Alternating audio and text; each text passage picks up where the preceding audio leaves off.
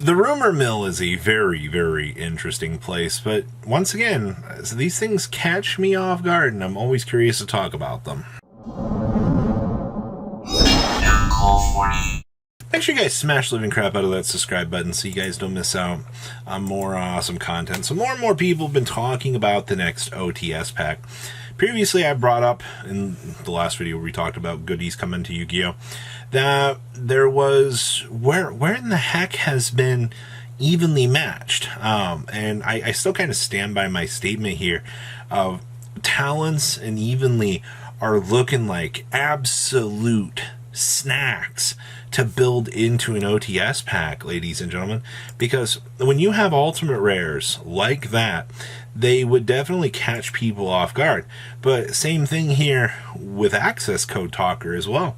You know, we don't have a higher rarity access code talker as of yet. Secret rare and gold rare were the best things he had for that. But somebody brought up an interesting theory earlier that, you know, in the product page for OTS 20, when they were talking about Ghost Reaper and Winter Cherries, you know, they've mentioned the fact that Mirror Jade was present in the text. Well, when they mentioned Mirror Jade itself was not bolded, so we get rid of the rumor that that card's probably going to come in the set as an ulti. But somebody else brought up the fact that we just recently got Fallen of Albaz as a secret rare and an ulti and the common. The question now becomes that somebody was bringing up was, does a Luber follow suit? Because if you look at all of the rarities of Luber right now, you have what? Double Ultra, one secret rare. How likely is it for a Luber to be that matching piece that comes across the board here to match Fallen of Albaz? Because, you know, we also have Ecclesia that got an ulti previously here.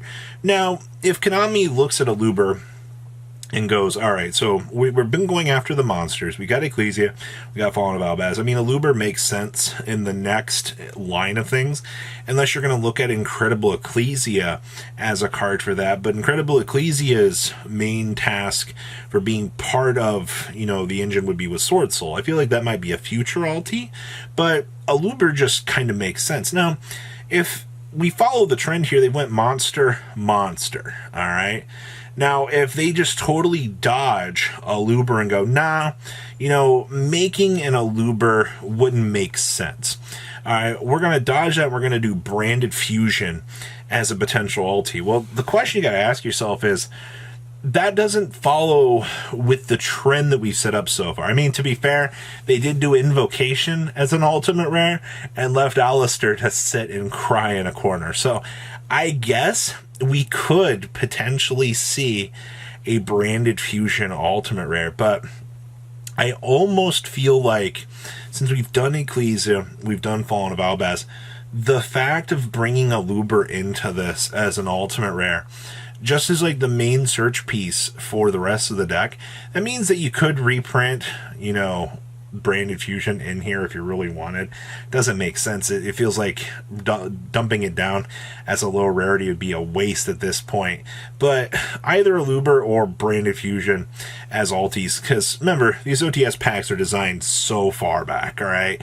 By the time that we would be doing this, it definitely feels like that would be the go-to for the era. So now the other interesting question that I've seen, you know, people looking at is, you know, access code talker, I brought this up earlier in this video, needs a higher rarity.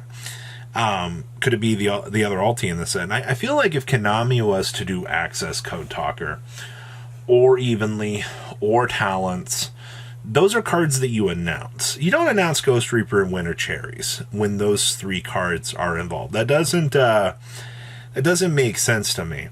So, of course, the Sky Striker groups I'm in have been having the discussion of, is this finally the time that we get another ulti Sky Striker monster? Now, the question I present to you is Ray has been the only one that hasn't gotten, well, that and Engage have not gotten higher rarities.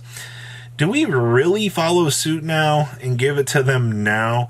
Because Sky Striker, at the era that this was coming up, didn't really didn't really see a lot of play.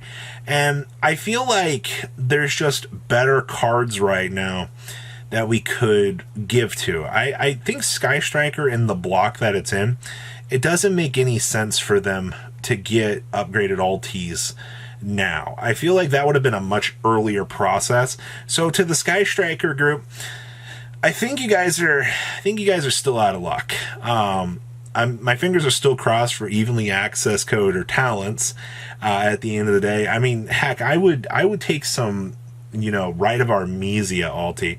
That's another interesting topic here. We just did Water Enchantress as an alti. All right, and then we skip the next OTS pack.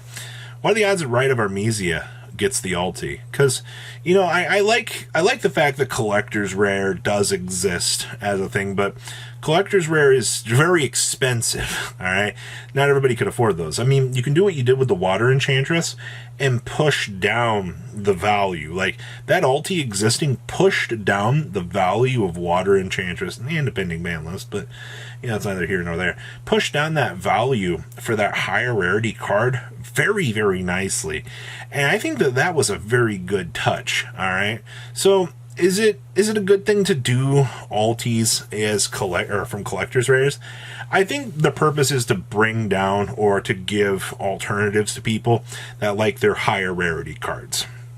I think that's a very good thing at the end of the day. So if where we're sitting right now, considering the fact that talents evenly in access code talker, I mean, heck, Celine, Borreload, Savage also need reprints. But if you're looking at like the way that these sets are going right now, if we're dodging OTS 20 and we're not putting some more copies of this, then that means that we need an evenly reprint very, very badly, ladies and gentlemen.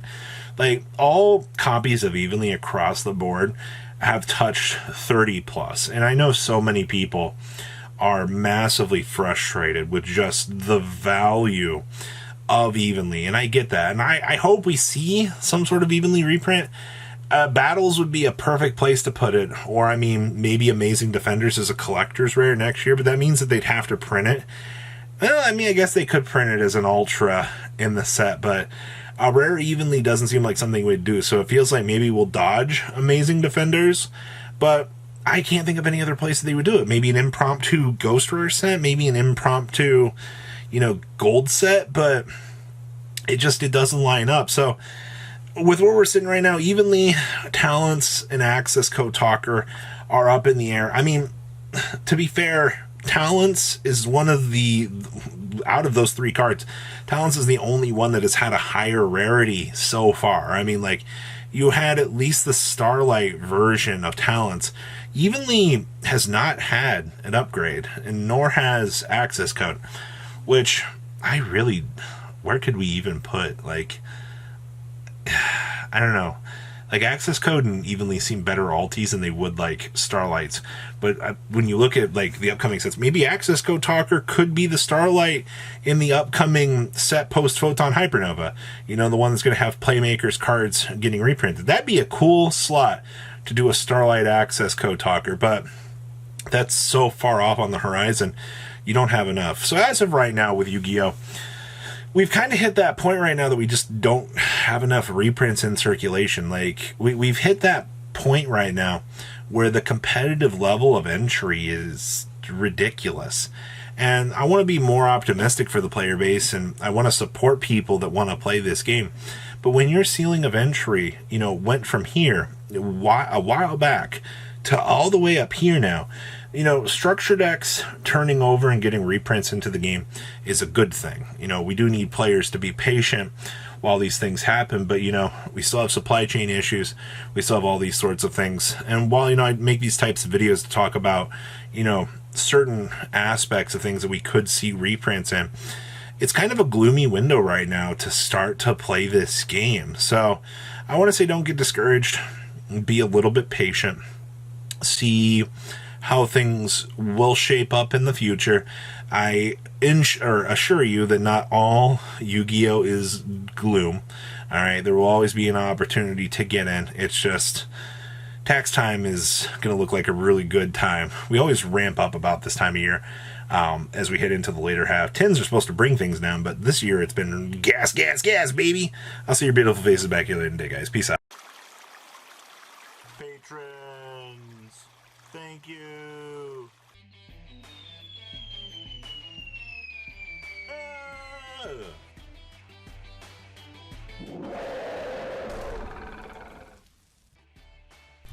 Thank you so much for watching. Check out these other videos.